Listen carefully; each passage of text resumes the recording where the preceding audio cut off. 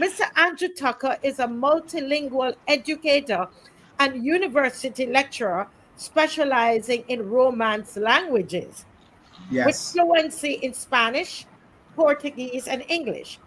With advanced studies in sociology and communication, he's a sharp cultural critic with deep insight into the intersections of language, identity, and power. As the host of Rumination with Andrew on YouTube, his incisive and globally informed political commentary has earned him a reputation as a bold and erudite voice on Caribbean and Latin American affairs. His work focuses primarily on Afro Dominican, Afro Cuban, and Haitian studies. Andrew is also a guest columnist for both the Jamaica Gleaner and the Jamaica Observer, and frequently shares his analysis at international conferences. So we welcome for the first time on the Marcia Weeks show, we welcome Andrew, Mr. Andrew Tucker. Welcome, sir. Thank you so much. And I'm happy that I was able to make it. And, I sometimes wonder when people read introduction if they're talking about me. Are you hearing me well? Is the volume, are you hearing me? Oh, yes, we're hearing you Yes, very Okay, we're well. good. hearing you Perfect. and we're seeing you. Yes. Okay. Yes, okay. Well, Thank you so much. And thank you very much again for inviting me to the program. yes, yes, yes. And before Dr. Ferdinand asks you the first question, we're hosting it together tonight, the show Hmm. together tonight, sir. Have you ever been to Barbados?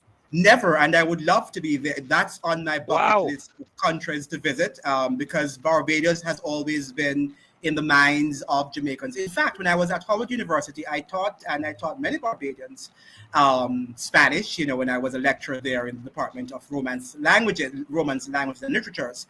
So, and I've had a lot of conversations with them, and I've always been impressed with how studious, with how erudite, with how brilliant and astute Barbadians were. So it's not only that we've heard that Barbadians, are the leading or have the leading education system in the Caribbean as a whole, but I think I have through my experience I can testify to that reality. Yes, Wow, I mean, wonderful. to never have come to Barbados and still to write so much about us, Marcia, and to know so much about us is remarkable. And you owe us a Yes, visit, and we look forward to welcoming you for whatever your first visit is. You have to come absolutely. enjoy some flying fish. Oh dear, do That we is what still I'm have thinking about. we still have flying fish, though, Marcia? I hope. Yes, yes, absolutely. But Andrew, and I hope you don't mind me calling you Andrew. Absolutely not. Um, Thank you.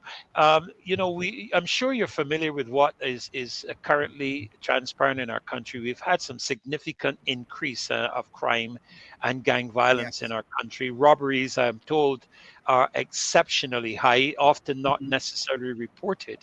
Hmm. And very recently, we've heard so much about misinformation, false information, propaganda, all those different kinds of things.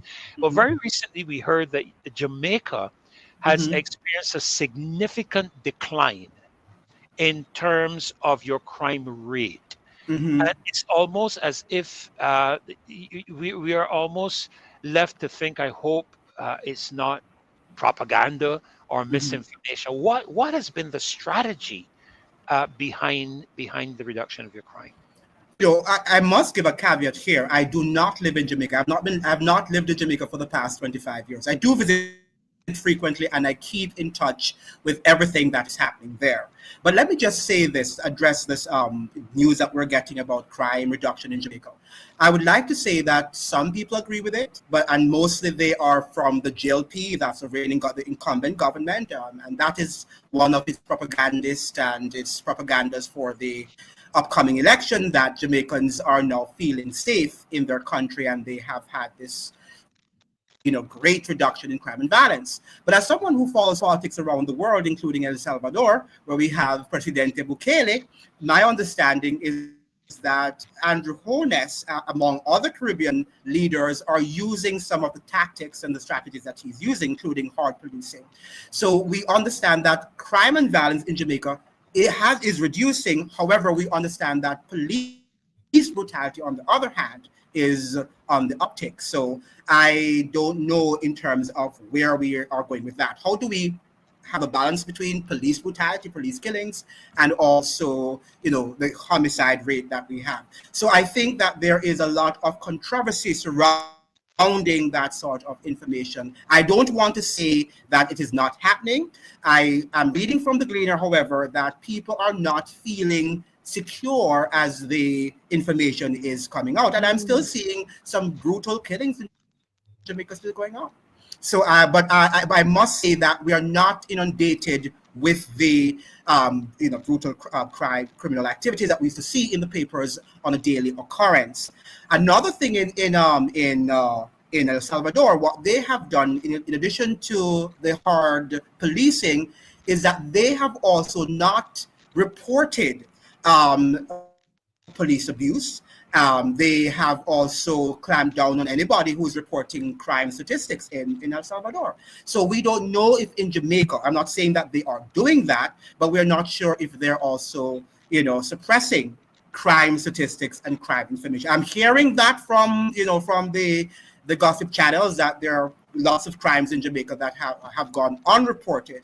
So it could be that it's not really changed, but public perception is a big thing. We know during the pandemic that they told us about this, health emergency crisis, and people thought that what they were telling us, was true. And we're learning that much of what they told us, if not all It's of what not they true. told us, were It's not not true. true. So it's Yeah, about public yeah. perception, the fact that people were afraid of the virus and of the media propaganda around this virus made people believe that, in fact, the virus was a danger, posed a danger to our lives. So everything depends on public perception. And Perception. public Yeah. perception is that crime and violence, yes, has been reduced. That's really now. Thank you for that, because it makes us wonder. We see all of that coming out of Jamaica, and I wanted to know. So I'm really happy that you responded. Uh, Mhm. to that. But in Barbados, there's concern that we have right now, because, as Dr. Ferdinand said to you, there's a definite increase in crime in Barbados Mhm. presently, and there's a lot of there's perception, and some people might feel they have facts as well, that Correct. some of our politicians are involved with criminals. Mhm. And there is the concern, there's a lot of discussion about, when we have our next election, are we going to see some of what we used to see in Jamaica? I don't know if you were living in Jamaica around about that time, if you're wearing that orange, if that's an orange shirt you're wearing, and me with this almost green outfit, and a green curtain in the back. Yeah. That could be a problem, because orange represented the PNP, green the Mhm. Jamaica Labour Party. Mhm. Now, I mean, people are kind of concerned, because they're saying, hold a minute, are we going to have a similar situation in Barbados as we had in Jamaica, where crime would be politically aligned and motivated, etc.? I I, I want to. don't I don't think that that is going to be the same case in Barbados, as you're strategically situated in a different position than Jamaica is, right? So we are really at the back door of the United States, and really there in terms of the positioning between Latin America and North America. So we have the drug trade between Colombia and the United States, which in Barbados that might not be the case, and the whole matter of the gun trafficking, as you would see in the Dominican Republic and Jamaica. So I think that in Barbados situation, and then we must say that the poverty rate in Barbados might not, even though Jamaica is saying that their poverty rate is also down, but it's not the same level of desperation that you would see in Jamaica. So it might not get to that level. I hope. Well, we're hoping. I have a follow-up question to that. We're hoping that it doesn't get to that. I mean, and the Yes. reality is, Mr. Tucker, we don't know where the source of the guns coming from, because we've not Mhm. been told that. But Mhm. I mean, there's so much guns on the streets of Barbados. I mean, every Mhm. day, pop up, pop up, pop up. It's almost like we all live in Tivoli, or Denham Yes. Town, or one of those places. But I Mhm. want you to to tell us, what did Jamaica do? Because I noticed that I saw one person in an orange and another person in a green shirt, and they were hugging each other. Mhm. And though they were at there were political rallies going on close, and there was no, there was no fighting like when I was a child. Yeah, well, we have matured. I think I would say that we have Why? matured since the decade of the Explain to us 1980s. what happened. What Yes, happened? I think that we have matured in terms of the this, you're being in green and somebody else being in orange. I think it is more now transnational crime, and it's about protecting territories in terms of different gangsters protecting their territories. Because remember now that during the 1980s and so on, the politicians were in charge of the criminal proceeds and the criminal organizations. Mm. Now we have the criminals controlling the politicians. And that is what we have now. So where Andrew Holness, as he's suggesting now, he's about to launch a war on the gangs because he realizes that the gangs have taken over. And that is what happened in Tivoli Gardens in 2010. Remember when the United Yes. States wanted, Christopher Douglas Coke, and the Yes. people Yes. I went out remember there that. and they protested and they said that we are not going to give up this guy because he's our benefactor. He's the one who sends our children to school and who protect us and all of that stuff. So what has happened in Jamaica is that the criminal elements took over the state and has gained control and complete control over the state. And the state now is wanting or desires now to take back control. Whether or not they are going to do so, that's another story. But that is what Andrew Holness says that he's doing. He's waging a war on the gangs. But will he win? That's a big question. I don't know. Just before Dr. Ferdinand asks the next question, just a follow-up thought on what as a Jamaican, I am I was just very enlightened a while ago when you said the difference now is Mhm. that the criminals control the Hmm.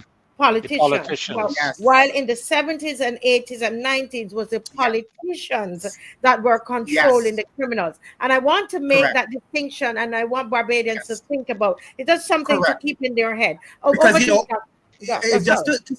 to say also, remember now that even during the great Christopher Dudas Coke saga, there were many rumors that Christopher Dudas Coke controlled the politicians. Even Mr. Siaga, before Mr. Siaga died, that he actually slapped him, in his own constituency. Like That is how slapping, like powerful he boxing, like slapped boxing. him. He boxed him, as Jamaicans would say. He actually slapped him. He smacked him. That is to show you the level of control that they had. And that is why Bruce Golding was very careful. He was not, as the US was suggesting, perhaps directly involved in criminal activities, but he understood that Christopher Dudos Coke had an enormous amount of power over the politics in West Kingston, and he had to be careful in how he dealt with, having him extradited, and that is how eventually the US won. And that is why I'm saying that we also know that the CIA controls the criminal element. So it's a very Wow. complex topic. This is a Wow. Mhm. very complex topic. Yeah. So what you're telling us then, Andrew, is that in the Caribbean, Hmm. we have a CIA presence in the Caribbean, impacting our criminal elements, which of course by extension certainly going to impact our countries. The gun trafficking. We know that the gun trafficking, where are they coming from? We know that they're Mhm. coming from the United States. When you look at a poor country like Haiti, the poorest, as they say, in the Western Hemisphere, and in Jamaica, they are the ones sending the guns from Haiti. It's guns for marijuana, for drugs, and they traffic guns between Haiti and Jamaica sends marijuana to Haiti. So where are these Haitians getting these powerful weapons from? And they Mhm. can't even afford food. And these are very powerful military weapons. So we know that, of course, the CIA has to be involved. And obviously they have some interest in terms of keeping the Caribbean area to some degree unstable through those kind Correct. of elements. Correct. But listen, one of the areas, Andrew, that we are always faced with in our countries is our youth Mhm. element. And Yes. as you know, there every country, I think, to some degree, is struggling to Mhm. bring some sense of relativity and some sense of connection with the youth, where Mhm. they're going, what provisions can be made, and so on. And of course, one of the areas that is very influential, I have learned over the past several years, particularly in Jamaica, is Mhm. your music industry, your entertainment Yes. industry. Yes. How do you is there any connection really with the entertainment industry and the aspects of it in affecting the politics of Jamaica, and which of course then by extension we can see where that would happen in terms of Barbados? Yes, I think there is, and I think that Jamaica sets the trend, which unfortunately we are not setting. And I've been saying it on Rumination with Andrew that we are not setting the right trend for the Caribbean. We like to think that our musicians, like the Vibes Cartels and all these, because they're internationally renowned, we like to think that they are, because they're so powerful and they're so famous, we think that Jamaica stands tall in the Caribbean. But when you look at Vibes Cartel and see some of the lyrics that he has, dispersed out there, and and what he's encouraging, the lifestyle, his values, I don't think that these are healthy for the Caribbean. But you know what is happening in Jamaica, however, do you know who are behind these, sort of supporting the music?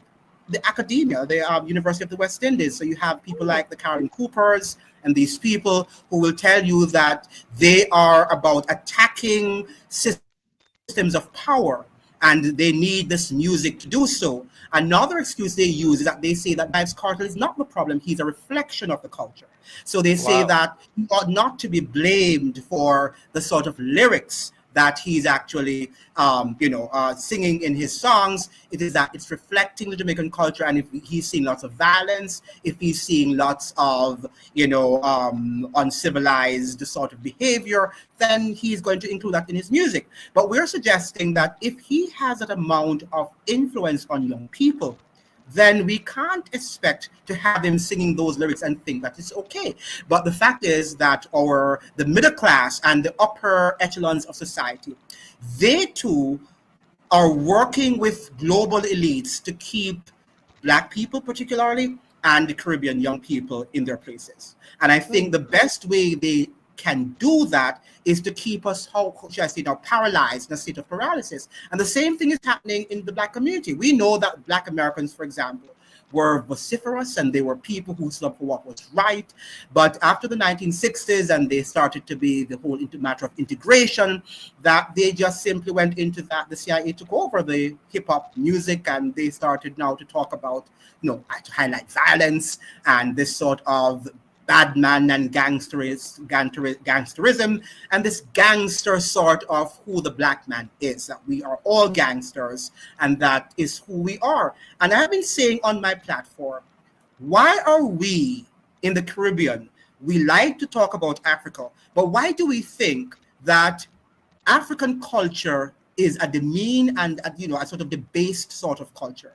We don't talk about Africans in the sense that we can speak well, we can dress well, we can behave civilized. We always look at what is the raw chaw and say that this is a reflection of African history. When you look at Africa, however, Africans don't behave like that. Because as I'm saying to people, our violent culture is coming from Western culture. It Hmm. is remnants of slavery and the plantation culture. So what we're saying is African is not African, even including Jamaican Creole. I tell them the Jamaican Creole is not an African language. It is a Caribbean, a Western language, which has, remnants of English, African, of course, languages, Spanish, Portuguese, and stuff like that. So when we are thinking that we're actually empowering our people by embracing this African identity, we are destroying ourselves. Yes, yes. Wow. And I know people here, somebody said, don't want to be impatient, but I want to hear his comment on mockery. Yes. Listen, we're going to Uh, get there because I know we have a list of uh, questions we're going through, but this issue of the crime, I want to leave time at the end to get back there because you have my head going, Mr. Mhm. yeah, Tucker, yeah, when you mentioned about the y- CIA, and I was so happy that Dr. yeah. Ferdinand picked up on it. But I want to, we just move on from Before you go, there's a book called Born for Dead. I think it was written by Stephanie Black. I think what's she the was the name of one who it? also Born for Dead. That Born gives for you Dead. a really good history in terms Born for of Dead. the Born for Dead. Was written by Mm, An American journalist who was, I think, a student, a graduate student at Columbia University, and she went to Jamaica and she did a lot of research there, and she wrote that book, Born for Dead by Stephanie Black. She was the same producer of the film, the documentary in Jamaica, Life and Death, Life that and Death, yeah. showcased Jamaica, right? I think she was also the one who the producer of that film, and she wrote the book, and it was very informative. Those of you who want to read the nexus of the political world with the criminal elements, you need to get a copy of that book, Born for Dead. Yes, yes. But let me ask you something. There's something that we're seeing in the as a spin-off from Dr. Ferdinand's question, Yes. where in Dominica, they're bringing in Vibes Cartel, Mm-hmm. where the entertainment is being used to bring the political message. Mm-hmm. We see even here in Barbados, Mm-hmm. you had some of your entertainers who were Mm-hmm. sampling music Mm-hmm. for the Prime Minister of Barbados. Yeah. And so, whoever can pay these artists, and the artists take one of their songs, and then they put the political leader's name in the popular song. Mm-hmm. Spice has done it, and Mm-hmm. you see all of this is happening. Mm-hmm.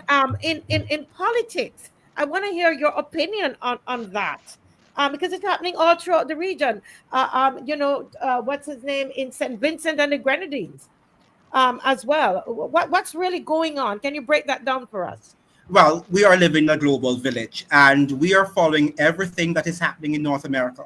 And as you see, the rise of President Barack Obama and the fact that he used a lot of these social media, and you had Hollywood stars who were sort of building his campaign up. And ever since that time, our politicians seem to be more celebrities than their politicians. So you need these celebrities like the Vibes Cartel and all of the major musicians that we have in the Caribbean and around the world to support our politicians. Because if they don't, it's like people are not going to vote for them. Remember now, Andrew Holness is called Brogat. That's what they have his name as. And I think it's coming from that ghetto culture.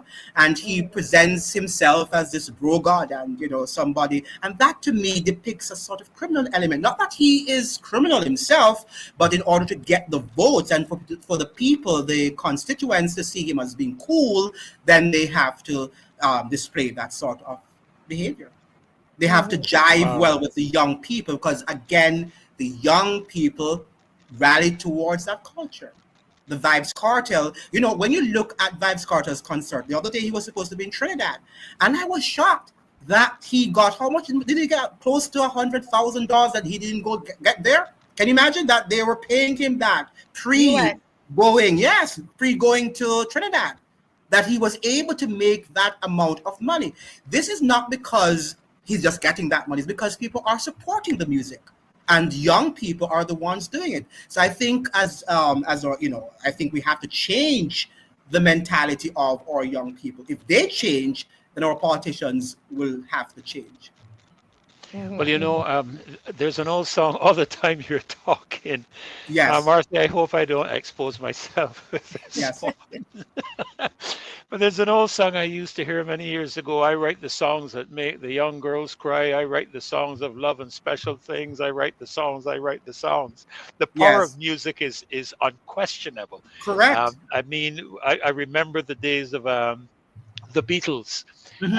and the power they had. You remember when they had the entire world calling police pigs. So music is an extremely powerful element. But Yes, um, but not I, only music, sports too, because look at the other day after Usain Bolt, suffered the loss of huge sums of money from SSL. That's a sort of organization, a private entity in Jamaica who seem to have stolen his money. He's gone missing, hundreds of thousands of dollars. And then recently, because election is in the air, Prime Minister Andrew Holness decided to make him a cultural ambassador. So when he's doing that, he's also telling the public that, you're saying vote is cool with me and vote for me because I love your sports personality. You're saying vote, right? So well, you sports and music really do have a lot of influence. Go ahead. Well, you lead me straight into the very next question because I was going to ask you, in your Yes. opinion, who do you think is going to win the next election? And not only that, what do you think in terms of the diaspora voting, people who are not currently living in Jamaica, but are Jamaicans, of course?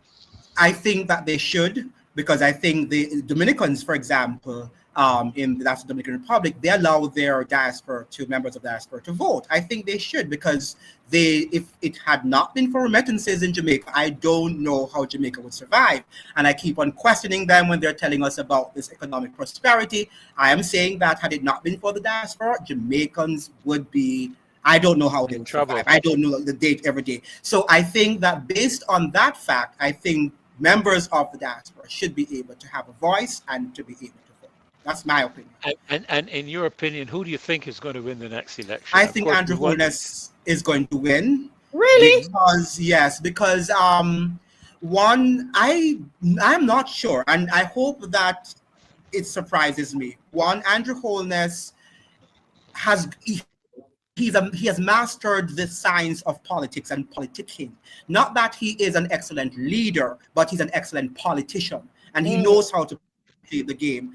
He knows how to message himself. He is almost synonymous now with PJ Patterson, and PJ Patterson had 3 terms in office because of the way, and I think he's using the same messaging as PJ Patterson. Remember now that PJ Patterson, in order to have been there for 3 terms, he played the race card against Edward Seaga, and said Edward Seaga was a white man and he was an agent of the CIA. Now Andrew Holness is playing the same game against Mark Golding, who is this Jewish person of Jewish descent and who Jamaicans call white, and he is not from Yard, he's from the UK, and he should not be Jamaican, even though they know that he is Jamaican. And I'm asking them, does Mark Golding have a British accent? Doesn't he sound Jamaican to you? Yes, he might not be sounding like the guy from Riemann Jungle, but he is an upper middle class Jamaican. That is how Kingstonians speak, of that, sort of class.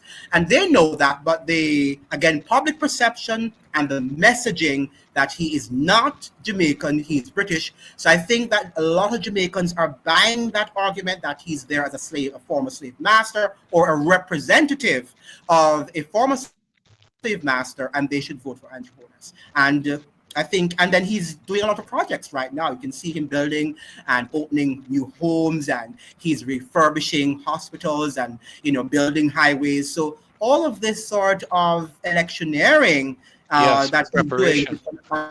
and preparation for it, I think that is Elections. going to be hard for him to lose. And Mark Golding is a weak political communicator.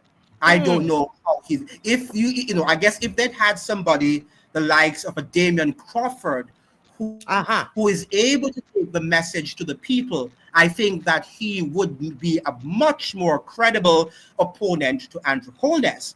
But Mark Golding, apart from the fact that they're saying that he's white, he's not coming from that class. He doesn't have that sort of experience. He doesn't know how to jive with the Jamaican populace, and he's just an elite, a member of the elite, and he just does not know how to connect. He's trying, don't get me wrong, he's trying, and he has improved greatly, but I don't think that he is jiving well, and his message is resonating with the But large. Mr. Tucker, I mean, we're always seeing him dancing. It's good to see a white man. Well, what in Jamaica what we call white man, and he's dancing and doing all the Because that moves is and how so he's on. proving his Jamaicanness.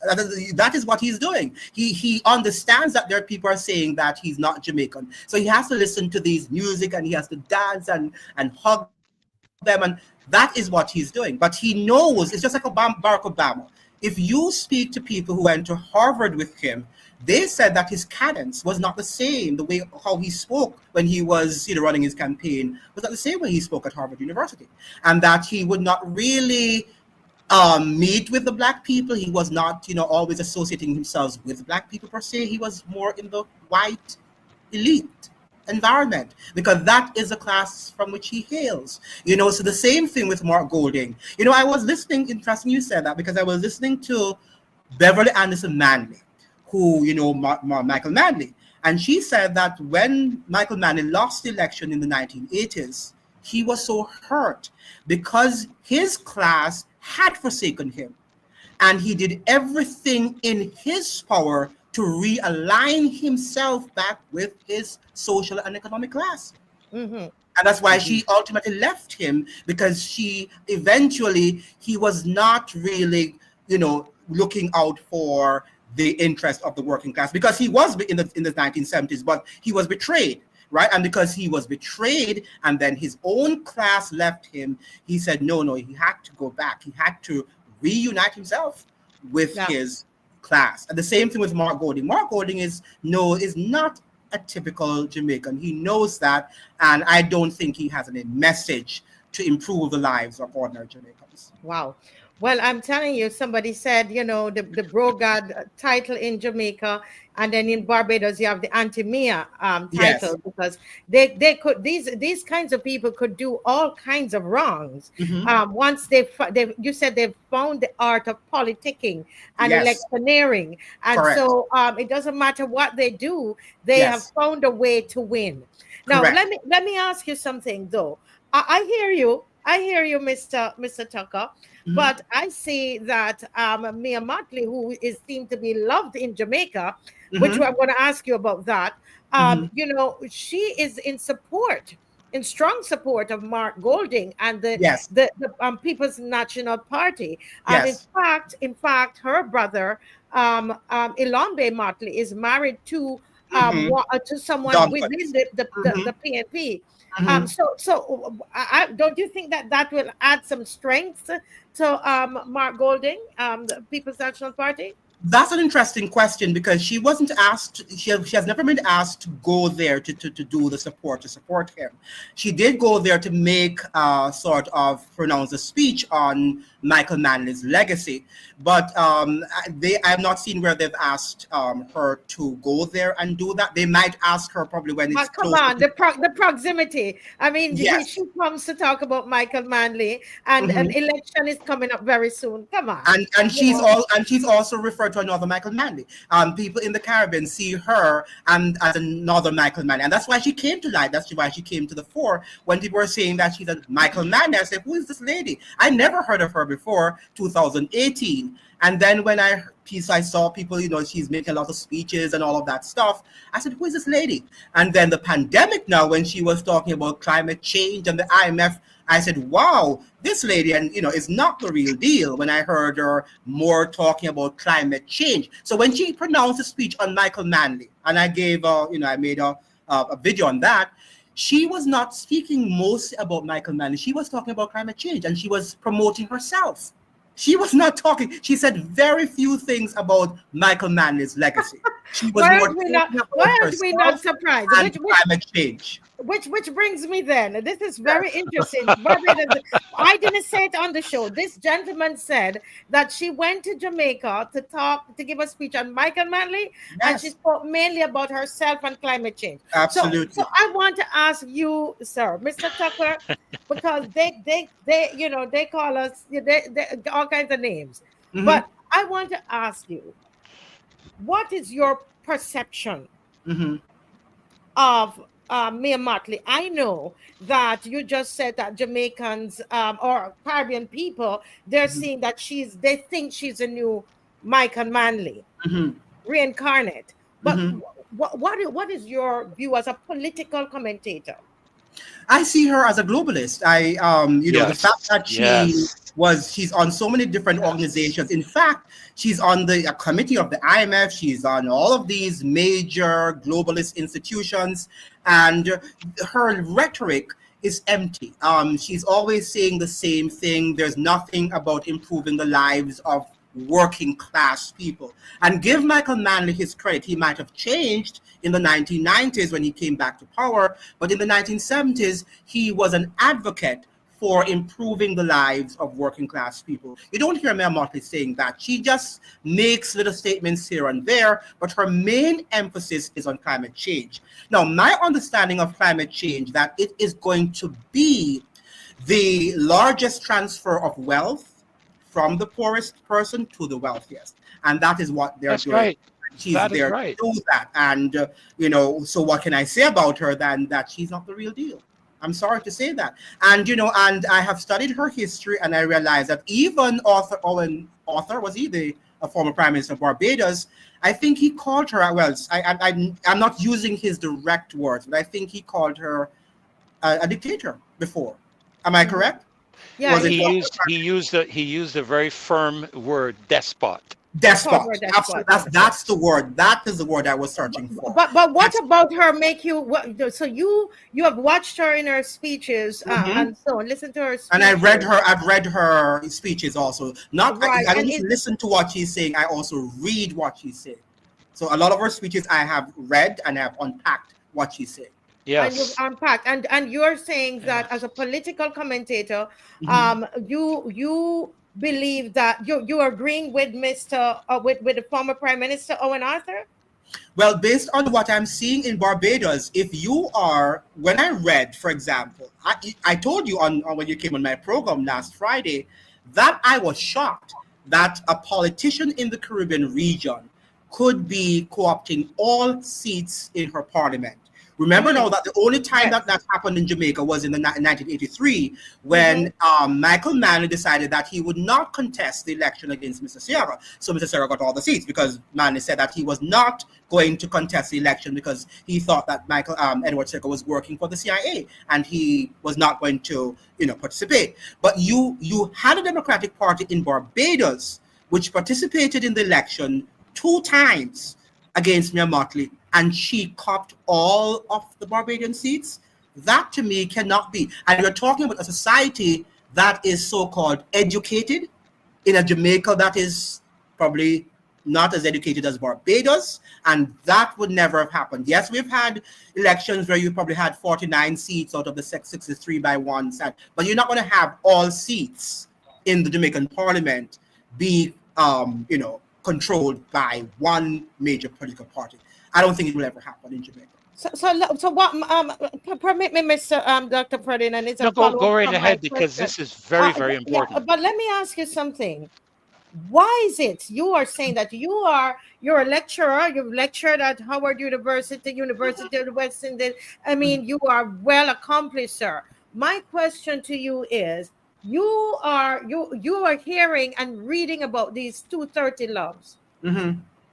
Why do you think she won them then? If you're saying you can't see it happening in a Barbados that with educated people and a demo Any democracy, I can't see in a it happening in any democracy. democracy.